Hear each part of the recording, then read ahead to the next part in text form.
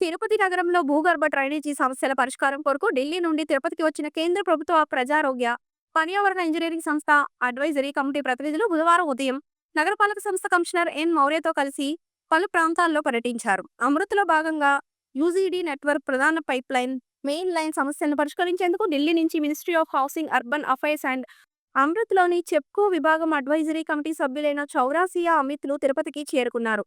బుధవారం ఉదయం భూగర్భ డ్రైనేజీ యూజీడీ నెట్వర్క్ ప్రధాన సమస్యగా ఉన్న రేణిగుంట రోడ్డులో భూమిలోకి కుంగిన ప్రాంతాన్ని పరిశీలించారు.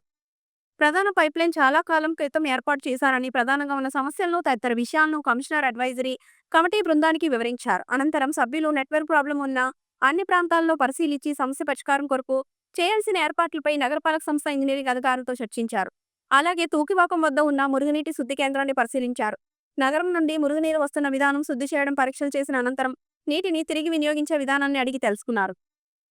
ఈ మురుగునీటి శుద్ధి విధానాన్ని ఇంజనీరింగ్ అధికారులు వివరించారు. ఇక్కడ శుద్ధి చేసిన నీటిని 2 విధాలుగా ఉపయోగిస్తారని తెలిపారు. ఇక్కడ శుద్ధి చేసిన నీటిని 2 విధాలుగా వినియోగిస్తామని తెలిపారు. శుద్ధి చేసిన నీటిని కొంత భాగం ల్యాంకో ఫ్యాక్టరీకి, కొంత నీటిని చుట్టుపక్కల ఉన్న వ్యవసాయ భూములకు వినియోగించడం జరుగుతుందని తెలిపారు. ఈ సందర్భంగా కమిటీ సభ్యులు రైతులతో మాట్లాడి పలు విషయాలు తెలుసుకున్నారు. మురుగునీటి శుద్ధి విభాగం బాగుందని, మొత్తం విధానాన్ని డాక్యుమెంట్ రూపంలో రూపొందించాలని అధికారులకు సూచించారు.